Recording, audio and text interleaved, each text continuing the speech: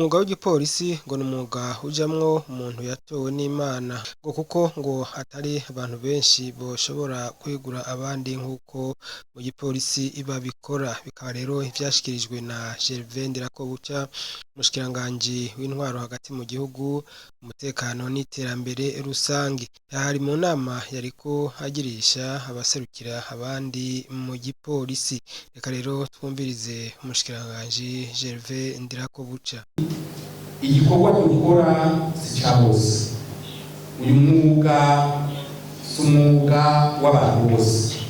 Ubutumwa turimo ni ubutumwa bw'Imana. Ni ubutumwa bw'Imana kubera yuko nta muntu n'umwe utatowe n'Imana, ushobozwe n'Imana, ushobora kwigura abandi. Ibyo murabizi, ntimwirirwa mubirondera kure. Ni muri bihe nyine twari tumaze mu mwanya muto, muribuka ibyashikiye umukiza wacu Yesu Kristo aho yagurishijwe n'uwarajejwe kumunekera. Aha rero icabireka neza yuko iki gikorwa dukora tutari kumwe n'Imana ntawe ubishobora. Aha rero ndabahamagarire mu byo dukora byose tuze twibuka nk'uko ibwirizwa nshingiro ry'igihugu cyacu c'Uburundi ryasize Imana imbere, natwe tuze twibuka mu byo dukora byose gushira iyo Mana imbere kugira idushoboze, itwongerereza inkomezi, itwongerereza ingoga mu byo dukora byose, itwongerereza ubwenge mu byo dukora byose.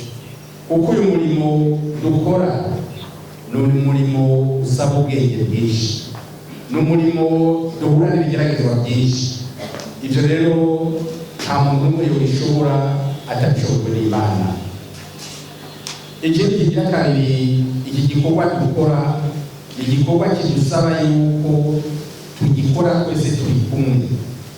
Nk'uko nyerecyubahiro umukuru w'igihugu cyacu c'Uburundi yari kumereye ati turi kumwe twese birashoboka. N'iki gikorwa cyacu ntihazogira uwibaza yuko hari hashobora gushika yijanye wenyine atari kumwe na mugenzi we.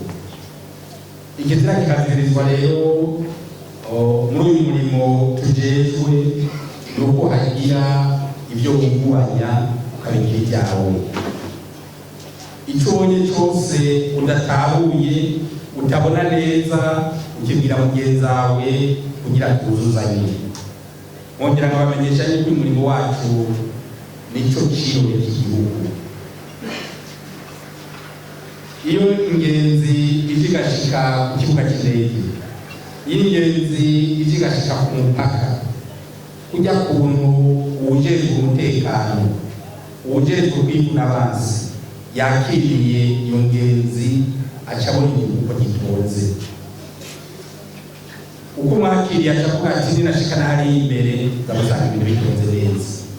Nico gituma rero iki gikorwa cyacu gisaba ubwitonzi, ubwitonzi bukomeye cyane, kandi ubwitonzi dutegereza kuguma twambaza Imana yadushoboze, abamarayika ngo babane natwe mu mirimo yose tujejwe, mu mirimo yose dukora. Nkashima rero ndabakengurukira cyane kw'iyo ngendo mwabonye ko ari ishobora kuba igipolisi cyacu c'Uburundi, kugira by'ukuri iki gipolisi kibe ikirori cy'igihugu cyacu, iki gipolisi kibe icyitegererezo mu karere, muri Afurika, eka mbere no ku isi yose. Kandi ntacyo tubuza ko tubishikako, ntacyo tubuza ko tubishikako kubera yuko iki gipolisi murazo cakuye. N'abashasha babatazi cakuye nibaza ko mubacira umugani ukababwira igipolisi cakuye. Igipolisi cakuye kure, muravye imigwi y'abakigize iyo baje bava, ariko tugashobora kwibwira, tugashobora kubana ku munota wa mbere, twahora twirigwa umwe ari hariya undi ari hariya duterana amasasu, mugabo mu nyuma tukaja hamwe twese tukumvikana ko tujya kubaka igipolisi c'Uburundi. tukacubaka tugaca mu byo twaciyemo byose tukarengana amagerageza yose twaciyemo tukayacamo tukaguma dufatanye mu nda. Ni intambwe ikomeye cyane kandi nibaza yuko n'icuka cyiza mubona mu banyepolitike sinyerekeranya yuko bakivomye iwacu kubera yuko barabonye yuko mu nzego z'umutekano hariyo umwumvikano udasanzwe kandi umwumvikano ukaza kuba uhari. Mwarabonye ibyabaye 2015 igihugu cyacu kiba cyarasubiye mu ihumbi tugasiga mu kajagari, ariko urabona yuko twavuze twavuga tuti ibyabaye twarabibonye dusubira mu kajagari.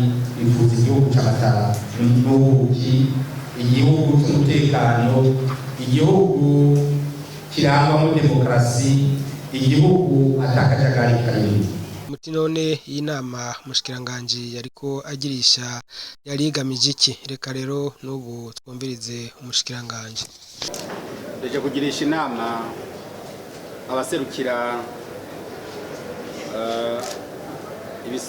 abaserukira intwazangabo, abaserukira ibisongerezi mu ntwazangabo, eka n'abaserukira abapolisi bato bato barangurira imirimo mu karere, muri aka karere aho twari turamutse turabira hamwe ibikorwa uko byagenze. Mu majambo make rero twasanze ibikorwa byagenze neza cyane, eka mbere twabakengurukiye cyane kongera turanabakeza kubera yuko muri aka karere hari ibikorwa byinshi byagiye birahakorerwa.